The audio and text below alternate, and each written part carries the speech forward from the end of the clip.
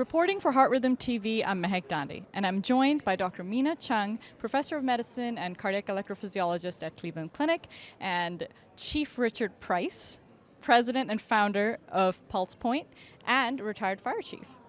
Welcome to the show. Thank you. Now, in honor of Sudden Cardiac Arrest Awareness Month, we are going to be talking today about some of the technologies that currently exist to help us save a life for out-of-hospital cardiac arrest and what might be coming down the pipeline to improve these outcomes. So, Dr. Chung, I'll start with you. Whenever there's an out-of-hospital cardiac arrest, what is the first piece of equipment required to save that life? Yourself, your hands, doing CPR. So that is really first line. And calling for help, calling for an AED, but really getting on there and doing CPR. And it's really tragic that we lose so many lives on a day-to-day basis to sudden cardiac arrest, and a lot of it does come down to the awareness of what is the immediate next step if you see someone collapse. Would you agree? I agree. Yeah. I agree. I mean, it's call 911 and get CPR started and try to source an AED. Is there an AED within a short distance that you can grab or send someone else to get? Those are the steps. And Chief Price, how has your background motivated you to venture into starting a company, and why Pulse Point and why now? Yeah, so as a fire chief, I was working very hard in the community to improve cardiac arrest survival, doing all the things that you would normally expect, getting citizens trained in CPR, getting AEDs as accessible as possible, making sure that dispatchers could give CPR instructions over the phone. But I had an event where I was near a cardiac arrest and wasn't aware of it. I was having lunch, and just on the other side of the wall, someone had a cardiac arrest, wasn't aware of it until the crews actually pulled up in front of the building. And, being a career firefighter, had an AED in my vehicle, but I was completely unaware of it. And that was kind of the start of Pulse Point, where I just sort of learned that you can be very close, but still unaware of the event. And it was from kind of that day forward where sort of had this idea that, people have their phone with them, and could we treat a phone like a firefighter's radio? Firefighters don't know to go to a cardiac arrest because they see it, they're dispatched to it. And could we essentially dispatch citizens using their cell phone if they were near a cardiac arrest? And, they were trained, maybe had an AED, opted in for that type of notification. We could amplify all the work that we had done around CPR and AEDs. So it's about getting the right team and the appropriate help to the right person at the right time. Well, Pulse Point is alerted through 911. So somebody sees someone collapse, they're unconscious, they're unresponsive. The dispatcher determines this is likely a cardiac arrest. They're going to dispatch local resources, fire, paramedics, like they always do.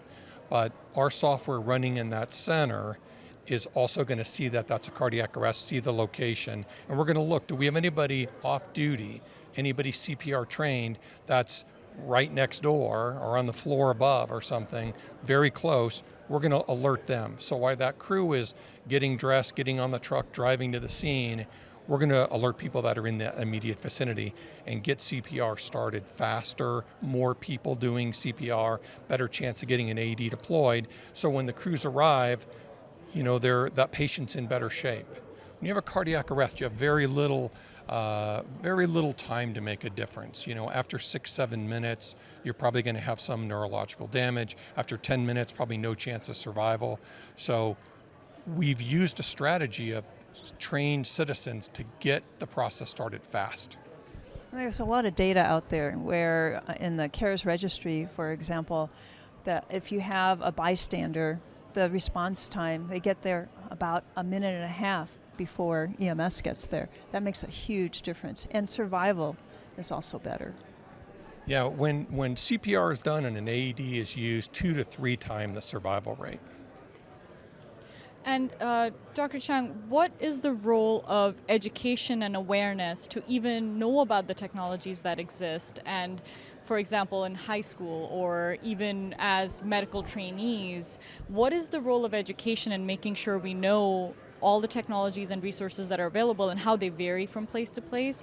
And kind of dovetailing on that, what is your opinion on simulated training versus real life training? And I'd also love to hear Chief Price's comment on the difference between ACLS training, for example, on a computer where it's all simulated versus being in a real simulation with actual people and a mannequin.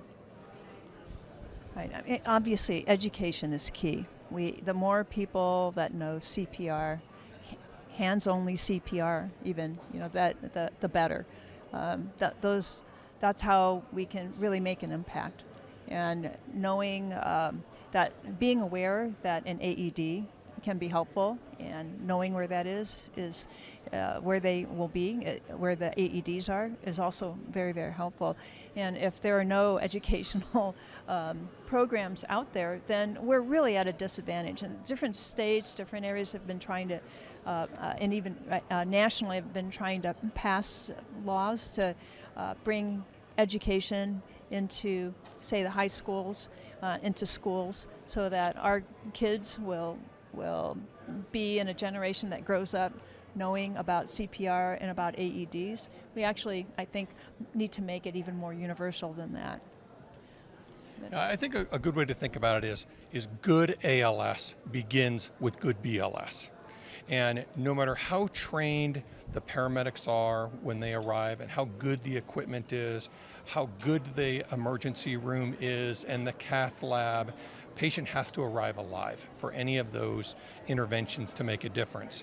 And BLS can begin immediately, start circulation of blood to the brain and the organs. If that happens, they can sustain life until all those advanced interventions arrive. If the crews arrive after, traveling to the scene and it's 6, 7, 8 minutes, and they arrive and CPR is not being done, AED is not being deployed, there's in such a deep hole to begin with, those advanced interventions probably aren't going to work. If CPR starts quickly, and especially if an AED gets deployed, when they arrive, that patient really has a chance to benefit from all those ALS interventions. Absolutely. Very insightful point that you don't have to be a clinician, you don't have to be a firefighter, you don't have to be EMS trained to start that process of saving a life. BLS is absolutely It may key. be the most important aspect of it, that if BLS is not performed quickly, the ALS interventions don't matter. You have to, either they have to arrive quickly or you have to sustain life until they arrive. Those are really the only options. And you can see at a conference like this, there is unbelievable technology available if you arrive at the hospital alive. But this pre-hospital 9% survival rate, it's very, very low, and it's low because of this extremely small window of opportunity. To have trained paramedics arrive at that patient's side within 6, 7 minutes, that is a big goal, right? That is hard, even in the very best systems. So we really rely on the community to be able to sustain things until we can arrive. Yep. Call for help, compressions, identify the nearest AED, pads on chest, shock as quickly as possible. Exactly. Well, thank you so much for your insight today. I'm sure it'll be very helpful for our viewers, and thank you for your time. Thank you. For more information on sudden cardiac arrest, follow Heart Rhythm TV on LinkedIn, YouTube, and X.